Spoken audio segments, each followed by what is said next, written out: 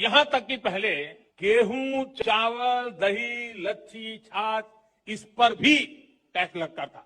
आज ये सब जीएसटी के बाद टैक्स फ्री हो गए। दही, लस्सी, पनीर और शहद पर चुकानी होगी 5% जीएसटी। अस्पताल से लेकर होटल तक महंगे हो गए हैं। अनाज, मांस और मछली खरीदने पर 5% जीएसटी देना होगा। बैंकों की तरफ से ली जाने वाली फीस पर भी अब 18% जीएसटी लगेगा। सॉरी।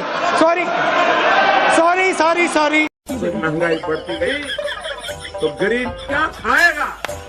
आज प्रधानमंत्री यहाँ आए थे, लेकिन प्रधानमंत्री महंगाई का माँ बोलने के लिए तैयार नहीं है। महंगाई का माँ बोलने के लिए तैयार नहीं है। इतना है, महंगाई के लिए एक शब्द बोलने को तैयार नहीं है। मरो तो मरो, आपका नसीब। मैं मोदी साहब से गुजारिश करता हूँ भाई। अगर एक ऑटो टैक्सी वाला रोड साइड किनारे किसी पैसेंजर को ड्रॉप करता है तो उसका चालान 12,500 रुपए का 1 मिनट के अंदर ऑनलाइन बना के भेज देता है। तो ये अच्छे दिन हमें मिल रहे हैं और हम इन अच्छे दिनों को नहीं चाहते। हमारी गुजारिश है प्रधानमंत्री जी से कि अब आप रिटायर हो जाओ और हमें हमारे पुराने वाले बुरे दिन, जो बहुत ही गंदे दिन थे, वो हमें वापिस कर दो। हमें आपके अच्छे दिन नहीं। अब आए ना लाइन पे। वाह मोदी जी, वाह वाह। यही नहीं, अभी और सुनिए। और मेरी गारंटी है, हर घोटालेबाज पर कार्रवाई की गारंटी, हर चोर लुटेरे पर कार्रवाई की गारंटी। ये फंस गया कि क्या भ्रष्टाचार के खिलाफ यही मोदी की गारंटी है कि जिस पर बीजेपी ने 70,000 करोड़ के घोटालों के आरोप लगाए हों, उसे अपने पाले में बुलाकर उप मुख्यमंत्री बना दे। क्या मोदी की गारंटी का मतलब यही है? भ्रष्टाचार के खिलाफ कार्रवाई की गारंटी यही है कि आपने घोटाला करना था, कर लिया, अब चुपचाप बीजेपी में आ जाइए, बीजेपी की सरकार में शामिल हो जाइए, हम कार्रवाई ना होने की गारंटी देते हैं।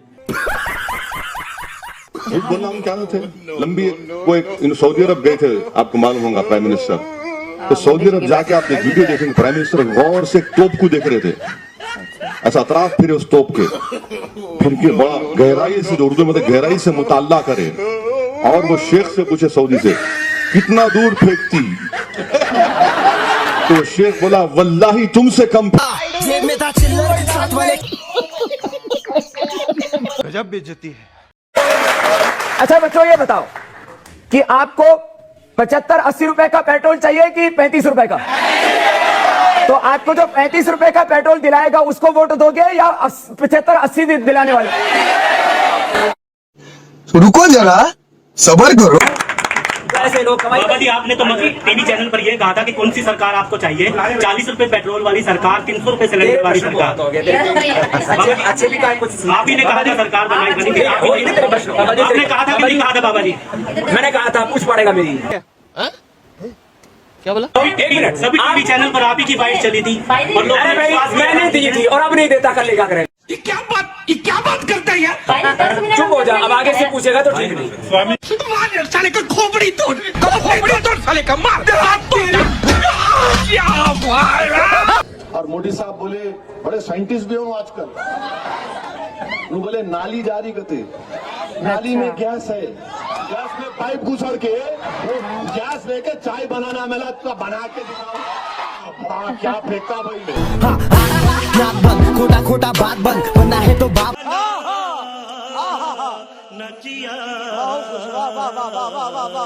देश की अधिकतर सरकारी संपत्तियों को बेचकर भी पीएम मोदी के दिल को सुकून नहीं है।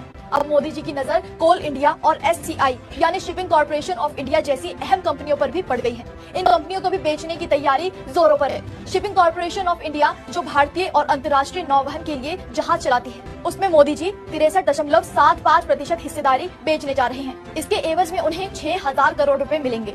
इसके अलावा कोल इंडिया जो कि देश की सबसे बड़ी कोयला कंपनी है, इसमें भी बीजेपी सरकार 3% हिस्सेदारी बेचने जा रही है, जिसे बेचकर 4,158 करोड़ रुपए मिलेंगे। आजादी के बाद जिन कंपनियों को देश की तरक्की के लिए जी तोड़ मेहनत करके खड़ा किया, उन तमाम धरोहरों को मोदी सरकार ने या तो बेच दिया या फिर उन पर ये कंपनी बिकाऊ है का लेबल लगा दिया है।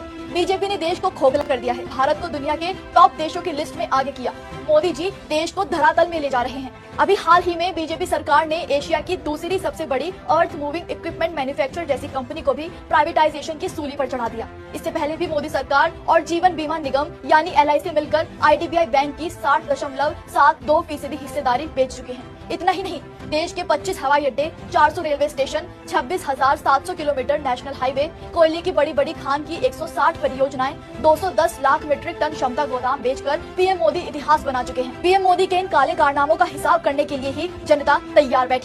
जैसे हमारे यहाँ गांव में कहानियां सुनाई जाती थी, Aurangzeb used to kill 10,000 Brahmins every day. 10,000 तो शुरू में हमको भी लगा कि बहुत बदतमीज आदमी था यार। एक बार मैंने किसी से कह दिया, ग्रेजुएशन फर्स्ट ईयर में था, तो मैंने किसी से कह दिया कि औरंगजेब जो है 10,000 ब्राह्मणों को डेली मारता था। तो वो बेचारे समझदार आदमी थे, कह बैठे तो बोले 10,000 पर डे, तो मान लो साल में 300 दिन है, 10,000 में जीरो बढ़ाओ तो कितना हुआ? मैंने कहा 1 लाख। कहा फिर दूसरा जीरो बढ़ा दिया, फिर मैंने कहा 10 लाख। तो बोले कि एक साल में वो 30 लाख पंडितों को मारता था। मैंने कहा हाँ, कहीं 50 साल उसने शासन किया, तो एक साल में 30 लाख, तो 50 साल में 15 करोड़, और टोटल पॉपुलेशन औरंगजेब के समय इंडिया की 11 करोड़।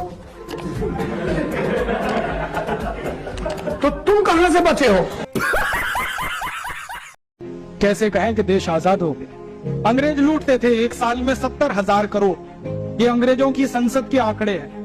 एक साल में टैक्स लगाकर, income tax, central excise duty, sales tax, octroi tax, toll tax, road tax, municipal corporation का टैक्स, 23 तरह के टैक्स अंग्रेजों ने लगाए थे। एक साल में 70,000 करोड़ लूट कर ले जाते थे। अब इन काले अंग्रेजों ने इस देश में आजादी के 62 साल के बाद 64 तरह के टैक्स लगाए हुए हैं और हर साल 20 लाख करोड़ रुपए देश से लूट रहे हैं। और लूट कर ये धन स्विट्जरलैंड की बैंकों में जमा कर रहे हैं। नेताओं के घर भर रहे हैं, हमारे घर खाली हो रहे हैं। ऐसी लूट की व्यवस्था जिस देश में चल रही है, उसमें हम कहते हैं लोकतंत्र है। ये लोकतंत्र है कि लूटतंत्र? वो आपको अपने आप करना पड़ता है जी। हिपोक्रेसी की भी सीमा होती है। पिंजरे में चूहा फंसकर इसलिए मरता है क्योंकि वो समझ नहीं पाता कि उसे मुफ्त की रोटी क्यों दी जा रही है। #5 किलो राशन। आप हमें शिक्षा दीजिए, राशन और रोजगार हम खुद कमा लेंगे। नाइस। प्रधानमंत्री जी और केंद्र सरकार तो कह रही है कि चाइना का कोई कब्जा ही नहीं है, हमारे टेरिटरी में है ही नहीं वो लोग। पर आपका चैनल तो कह रहा है। आपका चैनल झूठ दिखा रहा है इसका मतलब? हम तो वही दिखा रहे हैं जो सैटेलाइट मैप दिखा रहे हैं। तो वो अब फिर या तो आप जानो या वो जाने।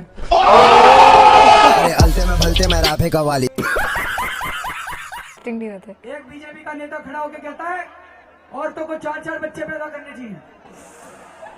दूसरा नेता कहता है औरतों को 5-5 बच्चे पैदा करने चाहिए।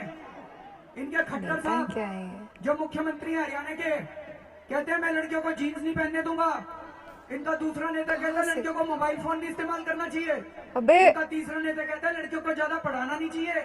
इनका चौथा नेता कहता है लड़कियों को नौकरी नहीं करनी चाहिए। कैसे लोग हैं यार ये? जाएंगे ये बीजेपी वाले इस देश को, ऐसे लग रहा है 16वीं 17वीं सदी में ले जाएंगे देश को। सही में गर्क में। इनका मतलब है सारी औरतों को कमरे में बंद कर दो, बाहर ताला लगा दो, कह दो महिलाएं हो गई सुरक्षित। वाह क्या सीन है, वाह क्या सीन है।